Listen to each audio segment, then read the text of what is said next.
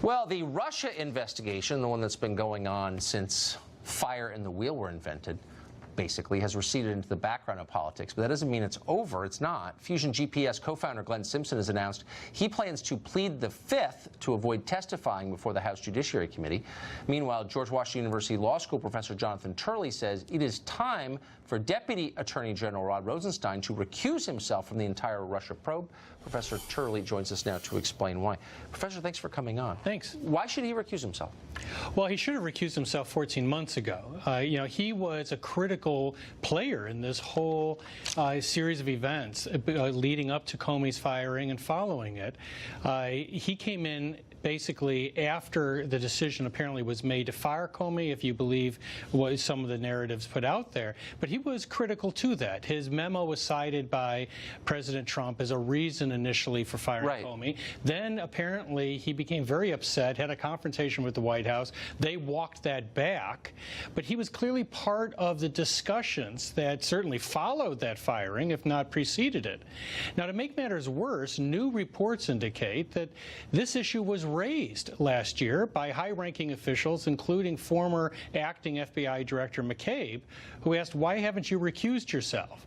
So this was being raised inside the Justice Department. People like myself were raising it outside the Justice Department, and he didn't do so. But what's so striking, and I think you make such a good point, what's so striking, though, is that the Attorney General himself recused himself. He was on our show that night, I'll never forget it, and he did so because the permanent staff at DOJ, people like Rod Rosenstein, told him he had to because he had some kind of conflict, which seems less profound than the one that Rosenstein has. Am I missing something? Rosenstein has a direct conflict. He's overseeing an individual who's investigating the obstruction claim that he is a critical witness to, if not the key witness, and that person has to report to him. Not only that, Rosenstein determines how broad this investigation will be. So if there's a serious investigation of obstruction, Rosenstein is well outside the ethical navigational beacons. There is one other possibility, which is intriguing. Ethical navigational beacons. I think they're on the fritz here in D.C. But there's one other possibility, and that is that Mueller decided early on that it's not a serious allegation of obstruction, something that some of us reached that conclusion earlier that doesn't fit very well with the criminal code.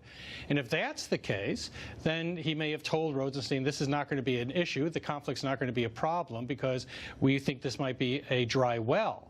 But either way, quite frankly, this is not someone who should be reporting to Rosenstein. So we've got about a minute left in this segment, and I want to reserve that time for informed speculation, if we could. When are we going to see the fruits of this independent counsel investigation, do you think? Well, it's very telling that Mueller seems to be asking primarily about collusion, not obstruction. So if that's the case, if he's now drilling down on collusion, there may not be a lot left to do. But at the end of the day, you're going to have to wonder what all this time has been spent for. We'll have to look at that report, because most of these criminal charges are about false statements to the FBI or totally unrelated crimes. And so Mueller is going to have that accounting himself as to why we pursued this for so long if there was so little there. But that accounting would take place only in the court of public opinion, since he's above all other authority, right? Well, I'm hoping that this report will be made public. I think I hope so. Soon. Yeah. Soon! Professor Shirley, thank you very much. It's always great to see you.